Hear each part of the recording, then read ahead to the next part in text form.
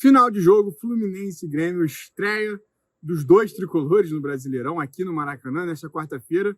2-1 Fluminense, gols de Nonato, depois Acosta e Carlos Vinícius descontou para o Grêmio. Vamos falar rapidamente dessa estreia do Fluminense no Brasileirão. A estreia de Luiz Ubeldia, que estava afastado pelo problema no coração, passou por um procedimento, fez uma angioplastia no coração e precisou ficar afastado por 15 dias. Ele retornou aos treinos na sexta-feira, que antecedeu o Fla-Flu, mas ainda não comandou o time na beira do gramado, somente hoje contra o Grêmio. E, coincidentemente, a força máxima da comissão coincidiu com a força máxima também do time. Hoje o tricolor estava com o que tem de melhor, nenhum jogador poupado, somente ali do dito time titular, a ausência de Hércules, que ainda está em transição da lesão que ele sofreu no ano passado no adutor da coxa esquerda. O Hércules, segundo o Zubeldia, ainda vai fazer 2 ou 3 treinos, assim como Soteldo, fortes para poder retornar e voltar a ser relacionado para o Fluminense. Hércules deve ser titular esse ano ao lado do Martinelli. Hoje o tricolor entrou em campo com Fábio, Samuel Xavier, Freitas e James. Então hoje a gente já teve aí a primeira amostra do que a gente imagina que seja a dupla titular, até o Fluminense fazer uma nova investida pelo Nino aí, como está prometido no meio do ano.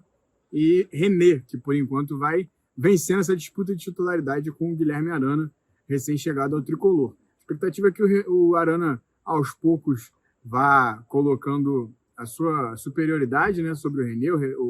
O Arana, tecnicamente, ele tem mais a oferecer do que o René. O René é um jogador melhor defensivamente, mas o Arana, eu acho que ele tem valências ali que podem sobressair ao René. O René, que fez uma excelente temporada em 2025, vai bem também em 2026, fez um grande jogo hoje e vai ser difícil para o Arana, mas é natural que isso aconteça. Na verdade, é a expectativa que isso aconteça. Pode ser que o René engrosse o caldo aí e dificulte para o Arana.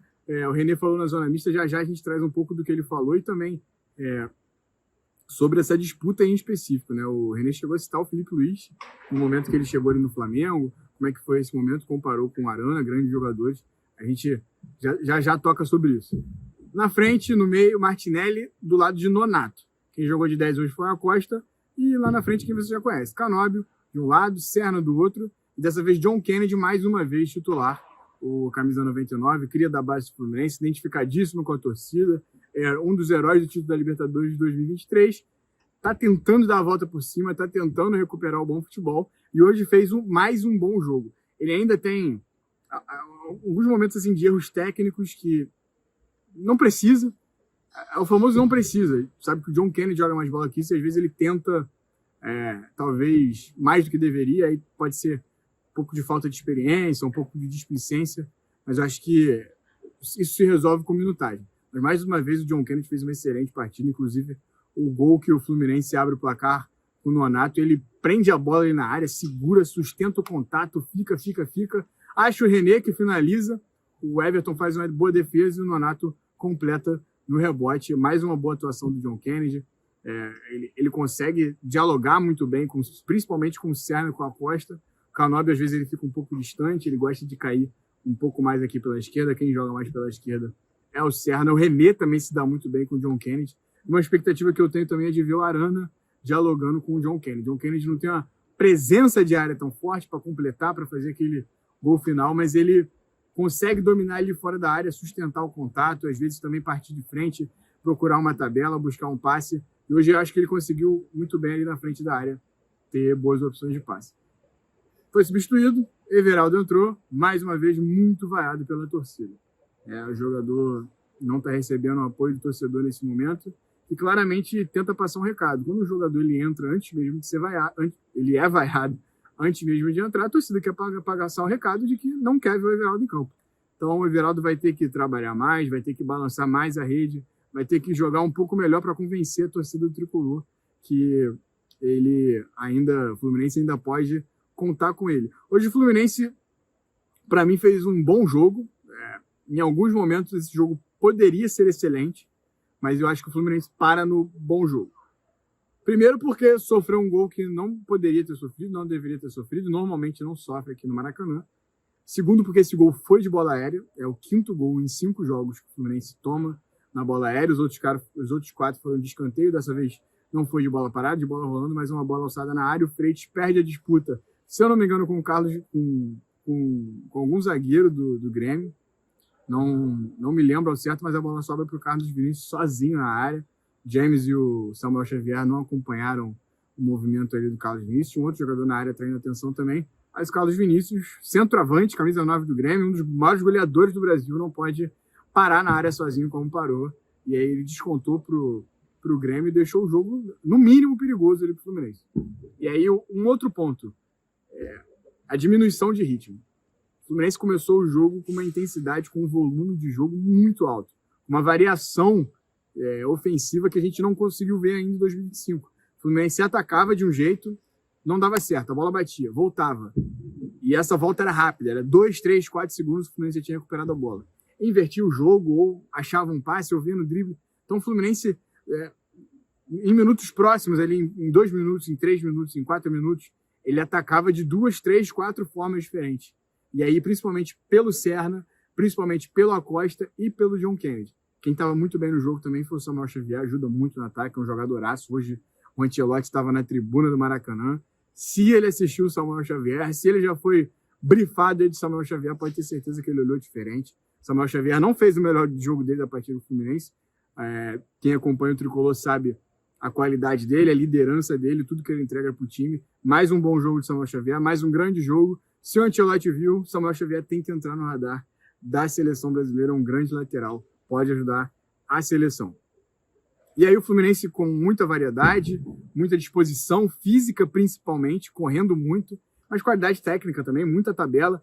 O Zubeldia, ele acostumou o torcedor a ver esse Fluminense mais direto, tem uma saída de bola ali paciente, mas quando tem oportunidade de enfiar um passe, rapidamente a bola entra, principalmente ali por uma bola enfiada do Freitas, ou do René, ou o próprio Martinelli quando baixa, uma ligação direta ali no Serna, direta no Acosta, e aí o Fluminense acelera esse passe muito rápido, tabela muito rápido, quando o adversário vê, o time já está no gol.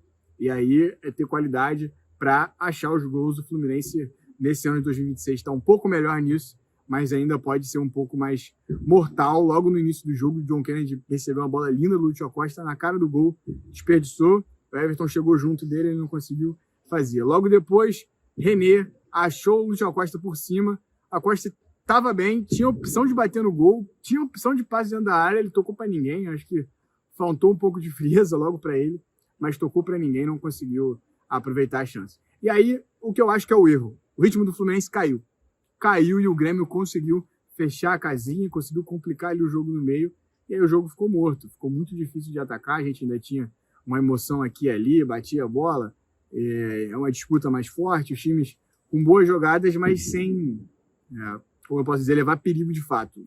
Depois dos primeiros 15, 20 minutos, o Everton não foi muito ameaçado pelo Fluminense, assim como o Fábio, que viu a bola do Carlos Vinícius em algum momento, quando o jogador recebeu na área, bateu com um voleio meio sem sair do chão, girando, batendo, a bola passou na lateral da trave, passou perto, mas esse foi o único lance de perigo assim que eu me lembro forte no início do jogo. O TT do Grêmio também, grandíssimo jogador, deu um trabalho danado para o René, mas depois sumiu do jogo e aí ficou difícil para o Fluminense. No segundo tempo, a mesma coisa do primeiro, muita intensidade, muita variedade, time pressionando, só que dessa vez a bola entrou e rapidamente o Fluminense fez os 2 gols. O primeiro com o Nonato, John Kennedy recebeu a bola na área, sustentou no pivô, de costas, prendeu, quando conseguiu, girou, deu no René chegou batendo, o Everton fez a defesa e o Nonato só completou. Logo depois, o escanteio para o Fluminense, o René falou até na zona mista, estava aberto ali, o Grêmio não tinha ninguém no rebote, ele deu direto no Acosta, o Acosta bate para o chão, a bola aqui que entra, um golaço do Lúcio Acosta, chega a desviar um tiquito de nada no Edenilson, tira meio pontinho aí do gol, mas a finalização linda do Acosta, 2-0 Fluminense, jogo controlado, e aí o Grêmio desconta, justamente nessa falta de atenção aí, nessa falta de atacar a bola com vontade do Fluminense na bola aérea, 2-1, e aí o ritmo novamente cai. Depois o jogo perde um pouco de qualidade, o Fluminense entra com o Savarino, estreia de Savarino hoje, entra com o Ganso e entra com Bernal no meio de campo, lembrei, e aí o time começa a já entrar naquele modo 2-1, estamos em casa, vamos segurar o resultado. E não que o Fluminense ficou atrás, mas também não criava da mesma forma. Ficava um pouco mais na contenção, se lançava ao ataque de forma diferente e tentando sempre ter uma posse maior para poder não dar a bola para o Grêmio. E aí o Grêmio, aproveitando as oportunidades, meio se lançando lá para frente, o do Luiz Castro quase que abandonando o plano de jogo, vamos lá para frente, vamos se lançar para frente. Quase teve uma oportunidade de fazer o 2-2, um zagueiro do Grêmio recebeu a bola sozinho, num bate-rebate, não sobra, ele ficou de cara pro gol, mas mostrou que é zagueiro e jogou por cima, isolou a bola do Maracanã. Ficou o placar fechado em 2-1 para o Fluminense. Na coletiva, o Zubeldia deu excelentes aspas, muito boas aspas. Foi acho que eu estava presente, assim, uma das coletivas mais legais do Zubeldia. Não estava muito feliz e conhecendo pelos últimos jogos, acho que foi justamente por esse fim de jogo, foi pelo gol que o Fluminense tomou, mas ele falou que o trabalho teve continuidade com o Max, que não é sobre ele estar à beira do gramado, é sobre a comissão, tudo que o Fluminense trabalha, que isso está em processo de continuidade, que ele gostou muito do jogo, que o time foi muito bem, mas que ainda tem esses pontos a acertar. Ele elogiou bastante também o Savarino, foi perguntado para o chegado do Savarino, ele falou que o Savarino não é um jogador normal, porque ele joga pela direita, joga pelo meio, joga pela esquerda, e em nenhuma dessas funções, nenhuma dessas posições, ele perde as características que ele tem, ele perde a qualidade que ele tem, e ele falou que isso não é normal. Normal é um jogador se sentir mais confortável em algum lugar do campo. Ele falou que com o Savarino isso não existe. Que ele, inclusive, o próprio Savarino falou para ele que ele, por origem, é um jogador que joga pela direita, mas aprendeu a jogar pela esquerda, e aí começou a jogar também pelo meio. Então, esperamos ver aí no Fluminense um Savarino que joga pelos lados. Foi esse um indício, pelo menos, que o Zubeldia deu. Agora, na zona mista, Martinelli e René falaram com a imprensa. Martinelli, muito bom jogo do Martinelli mais uma vez. É um volante que sobe de nível a cada jogo, se tornando cada vez mais um líder desse time. É o jogador de Xerém que mais jogou pelo Fluminense, caminha a passos largos aí para se tornar um grande ídolo da instituição. Foi falado com o Martinelli sobre o Ancelotti, que estava presente. Ele, mais uma vez, já tinha sido perguntado por isso. Hoje está mais à frente na carreira, está jogando mais. Acho que está mais próximo de uma chance, mais próximo de uma Copa do Mundo também fica difícil. A Copa está muito próximo, o time do Ancelotti está quase fechado. Ele fala sobre isso, fala sobre a dificuldade que é, mas que ele está trabalhando, que ele aguarda ansiosamente uma oportunidade, está trabalhando para isso. Quem falou também foi o René, a gente falou um pouquinho mais cedo. O René foi perguntado sobre a disputa dele com o Guilherme Arana. E aí, para ilustrar a situação, ele falou do Felipe Luiz do Flamengo. Falou, olha, quando um jogador desse nível, ele falou que o Rafinha tinha falado para ele, quando um jogador desse nível chega, o René já estava no Flamengo quando o Felipe Luiz chegou lá, você não pode ficar triste, você não pode abaixar a cabeça e falar, pô, perdi a titularidade, já era. Não, você tem que olhar para esse jogador, aprender com ele e se tornar cada vez melhor, fazer a gente puxar para cima. E aí o René citou essa história para falar do Guilherme Arana, falou que o Guilherme Arana tem mais valências ofensivas que ele vai observar o Arana, o momento que ele ataca a bola, o momento que ele contribui ali na frente, e que ele tem características defensivas, mas que os dois se respeitam muito, vão brigar pela titularidade, pelo melhor do Fluminense. O René, no passado, jogou quase todos os jogos, não tinha tempo de descanso, então a chegada do Arana é para sim disputar a titularidade, mas o René vai continuar tendo muito tempo de jogo, isso se não continuar titular. A gente deve ver a lateral do Fluminense com uma rotação muito boa, esse é o objetivo da diretoria com a chegada do Guilherme Arana. Olha, agora eu quero saber a sua análise do jogo do Fluminense e Grêmio. O Fluminense jogou bem, já são 13 vitórias em 13 jogos como mandante desde que o Zubeldia chegou, nenhuma derrota como mandante para o Tricolor. Quero saber se você até aqui aprova o trabalho do Zubeldia, o que você achou dessa estreia, quem foi o craque do jogo. Hoje a gente teve transmissão do lance, e o craque da nossa transmissão foi eleito, quem foi eleito foi o Lúcio Acosta. Você concorda? Eu indiquei o Samuel Xavier. Também votaria no Acosta, mas como o Acosta tinha sido indicado pelo nosso comentarista João Lide, então o vencedor acabou sendo o Acosta ali na escolha popular de vocês. Eu quero que vocês agora, aqui no comentário, que não estavam lá na live, coloquem aqui quem foi o craque do seu jogo. Também não esquece de deixar o seu like nesse vídeo, de ir lá no site do Lance para ver também tudo que o Zubeldia falou na coletiva, ver tudo que o René e o Martinelli falaram lá na Zona Mista e toda a cobertura do jogo do Fluminense, que agora espera o Botafogo no Campeonato Carioca, na verdade, aqui mesmo no Maracanã.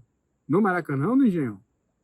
Agora fica na dúvida. Se você olhar lá no site do Lance, a informação tá certa. Logo, logo eu vou olhar aqui no site do Lance. Reencontro já rápido. Savarino e Botafogo. Esse aí vai ser, no mínimo, divertido. Fica de olho no Lance. Se liga nas nossas redes sociais, aqui no site. No site não, aqui no YouTube e lá no site.